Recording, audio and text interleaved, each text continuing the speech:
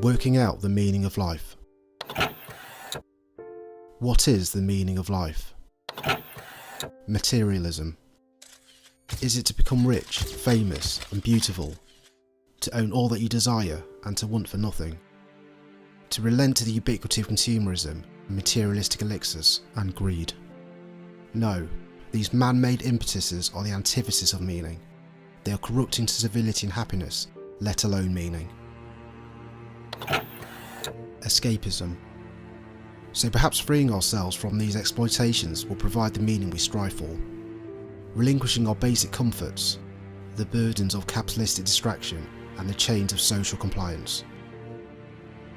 No, unfortunately, disavowing your iPhone and selling your car will do nothing to bring existential meaning, no matter how virtuous your intentions.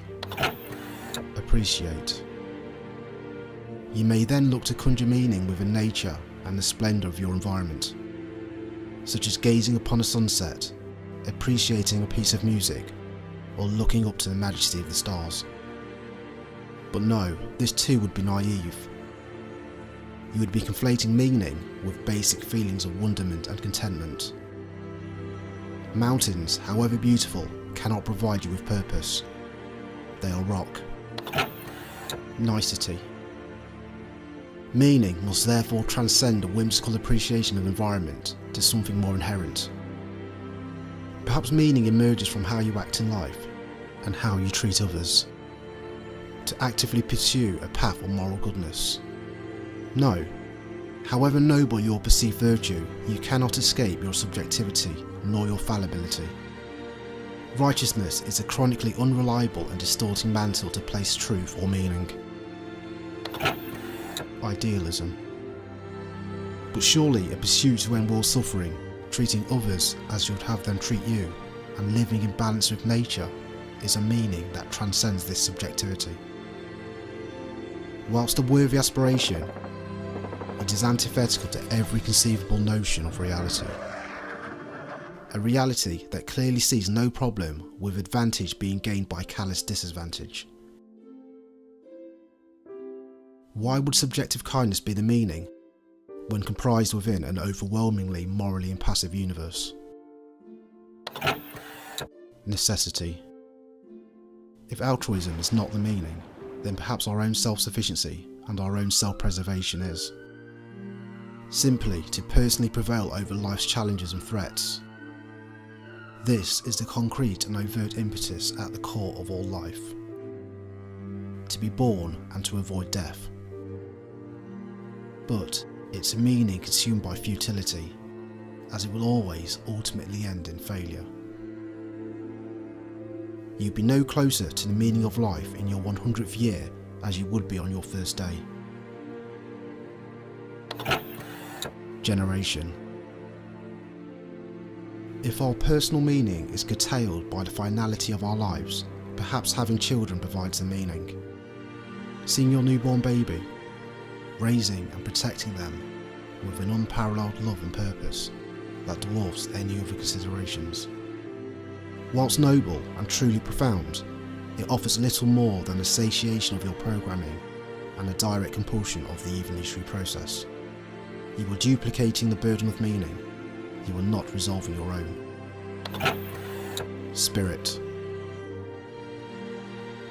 If meaning seemingly cannot be derived from our physical existence, neither by avoiding death, staying alive, or subjective inclination, then meaning must transcend the confines of mortality.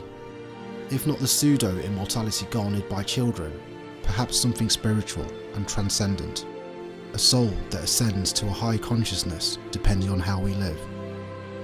A mystical energy that reincarnates over and over until a perfect state of enlightenment is reached. No, even if it didn't reside wholly within our imagination, your next ethereal incarnation would be so divorced from you that it would be meaningless to associate them. It provides hope, but not meaning. God. Then God is the meaning, the creator of this existential conundrum. Something so powerful and pure that it goes beyond our ability to ever find fault. The manifestation of ultimate and divine purpose. But no, there are overt flaws in the meaning that God presents, it would be the God's perfection that would discount it. Its omniscience would corrode and corrupt any possibility of our worship, acceptance, choice or meaning. Every word spoken being penned by the God's omniscience before time existed, every choice being the preordained consequence of its plan. Plans that comprise of the obvious fated protestations of free will. To destine being in heaven with an omniscient God can't be the meaning, when this has already been decided, and you are incapable of redressing it by virtue of existing. To not be the case would prove God wrong, a liar or a figment. Happiness. No matter how diminished the presentation of meaning seemingly becomes, whether aesthetic, evolutionary or spiritual, can we not live simply to seek pleasure in the present? That is surely the meaning, something obvious and tangible that even a child understands. Choosing to do what makes us happy and avoiding those things that don't. Being the architects of our happiness and providing for ourselves the motivation, whether profound or otherwise, to get out of bed in the morning. But again, no, we are far from being the architects of our lives. The deterministic nature of existence is just as prescriptive as a fabricated omniscience. Our decisions are not choices, but are prescribed manifestations of everything that came before them. Every single atom within existence being at the mercy of causation, every existential element being precisely coded with character. A universe constructed on the impossibility of randomness and not linearity would do no better, and would also only succeed in dissolving meaningful precedent to our choices. Superiority. But surely we have meaning because we are humans. We clearly have more meaning than the other animals on our planet. We are more than them, distinct and special in our ability to appreciate existence, and to understand our environment at the very least. But no, our inability to deviate from the universe's course also entirely invalidates any special pleading we may give to our intellect. In essence, all of life is doing exactly as we are. Our intellects perhaps only aiding us to record our inevitable voyage through existence with greater resolution. We are all part of the same game. It is this predictably anthropocentric display of arrogance that biases humanity's own worth to this discussion. There is no such thing as special matter, i.e. matter reserved only to constitute humans. There is just matter. Cycle. It is the meaning of our lives, therefore, simply for us to feed the soil, matter being broken down, converted, reorganised, under duress submitting to our roles within an entropic universe.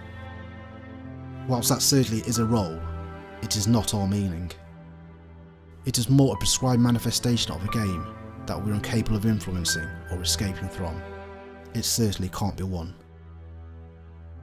So where does meaning fit into life, when all avenues appear corrupted when looked at critically? Experience.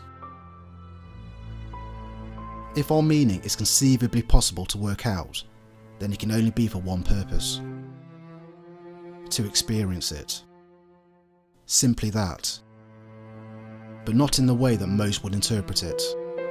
Not as a place of uninhibited interaction and excited exploration, but as a confined, linear experience that offers all of the pretense of being so much more.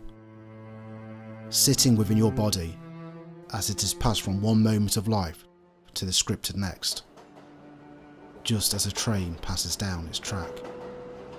We are handed our bodies and their correlated journeys, and we experience through them, with all of the compelling delusions of control and volition.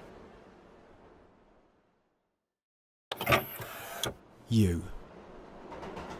But it's lazy to assume that everybody's being propelled along the track. It need only be you. A secluded passenger through experience, with others being convincing material extras.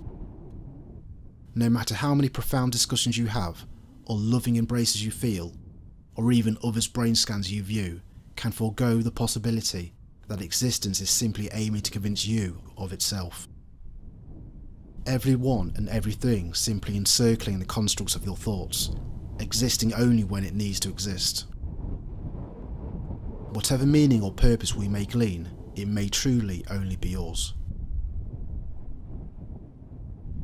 The question, what is the meaning of life, presupposes that there is a meaning, that there is a profound purpose to existence and our existences. There need not be.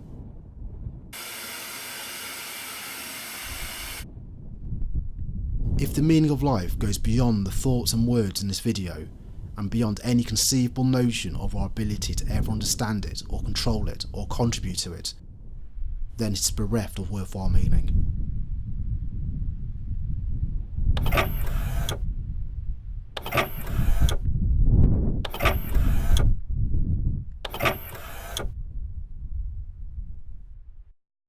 But does meaning need to be so objective? If you win money, you'll be happy. If you turn off your phone, you'll relax. When you look up on a clear night, you'll be awestruck. If you choose to act charitably, you'll feel fulfilled. If you aspire for a more equal and civil world, you'll bring it closer. If you withstand all of life's daily challenges, you are a success. And if you have a child, you will love and support them above all else. Perhaps, as nothing more than a human construct, meaning emerges from the meaningless.